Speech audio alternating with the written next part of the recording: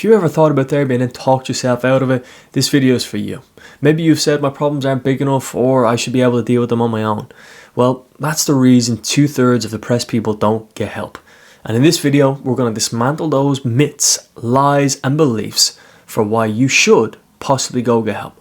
Look, I'm a best-selling author in the depression category. And for the last 5 years, I've gone deep, helping clients with addiction, depression and deep traumas, like the one you'd never tell anybody. And the biggest pattern I see play out is those 4 myths. And once we bust them, you're going to see why therapy is a lifeline. And the strongest thing you can do is question what you think you know about getting help. Myth number 1.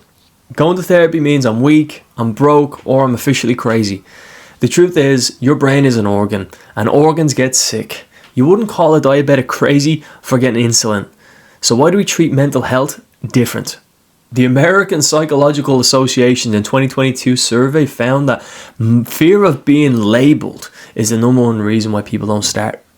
Yet, research shows that when someone does take action of taking a decision to schedule an appointment, that has the same increase in dopamine levels and spike of doing a 5K. Strength isn't suffering in silence. Trust me, I know. And if you were cut open, you'd probably get a doctor's help. We can reframe therapy like a personal trainer. You're still going to have to do the reps, but at least you'll have expert advice to get off these heavy moods. That means you can release the guilt and shame and feel a little bit better about yourself. Feeling lighter? Good. This one is incredibly sneaky. It tiptoes around and it sounds incredibly reasonable. Myth number 2.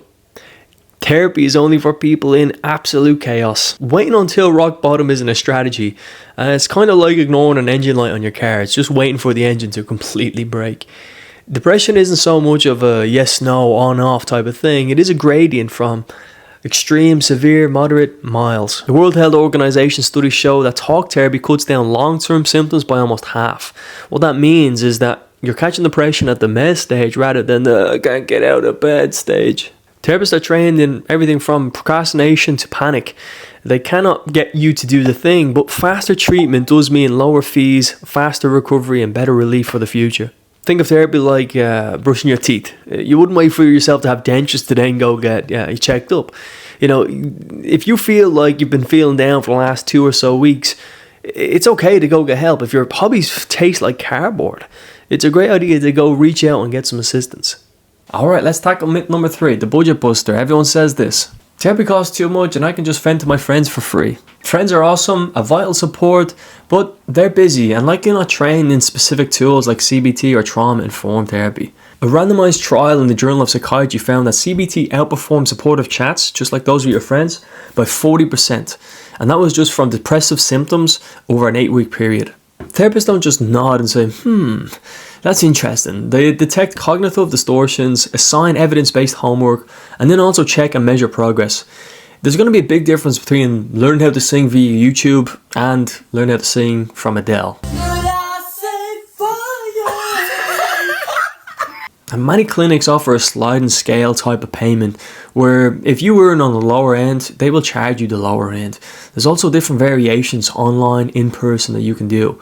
It's available for anyone around the world. If you can afford your Disney Plus, your Netflix, and maybe even a couple of takeaways per month, maybe swapping a couple of those out will just get you your first couple of sessions and you can see the benefit. Usually benefits would actually take around 8+ weeks. A quick pause before the last myth. If you're finding value here, hit the like button because someone might be on the fence and honestly hitting the like button might show it to them and it might honestly save their life. Myth number 4, if therapy doesn't help me, I'm worthless and I'm hopeless. Unfortunately, this myth sets up unrealistic expectations. It's kind of like saying, you're going to have the best holiday ever, this is going to be the brilliant, I love this, I can't wait for it, it's going to be excellent. And then you get there and it's not as good. You know, you're almost hurting yourself before you even started. Even antidepressants can take 4 to 6 weeks to even start beginning to work. The same with therapy. It will take a bit of time, but as you get more committed and as you take good actions, you will start seeing improvements. The life is like that. It's quite literal. If you do something, you will get something back. Therapy skills compound, kind of like the gym sets and gym reps. I mean, if you do really go and commit yourself, you will see improvements. And Stanford's 2021, a meta-analysis shows that studies of 12 to 16 sessions is a perfect and optimal amount to see massive and durable change. Setbacks aren't failures. They're almost inevitable. I help many addicts and they honestly do relapse. That is very normal. But they're data, and that data we can adjust, reanalyze and take a different approach. They're they're going to happen. Think of planting a seed. You don't scream at it day after day saying, why aren't you growing? Why aren't you changing? It literally does take time. We've developed habits for a long time this way, and we need to go develop habits this way. So if you think 0.3% progress per day is nothing, it will feel like that, but it will change over a period of time. You can track your mood with something like a mood app, or you journal yourself day 1 and day 30 and day 30, 60 and 90. You will actually see a difference in your mindset and your outlook. I suggest doing one small action. Either Google a clinic, places near you, or even telling a friend. Those things can suggest that you're one step closer. You're one reframed thought away from changing your life. So the 4 lies keeping depression alive, it's too expensive, it's only for crazy people, it's only people in crisis, and it's just talking. They're all false. Strength is actually reaching out for help. Strength is actually showing up. Getting help is a good thing, and timing early is a good tip. If this shifted your perspective, hit the subscribe button for more evidence-based tools.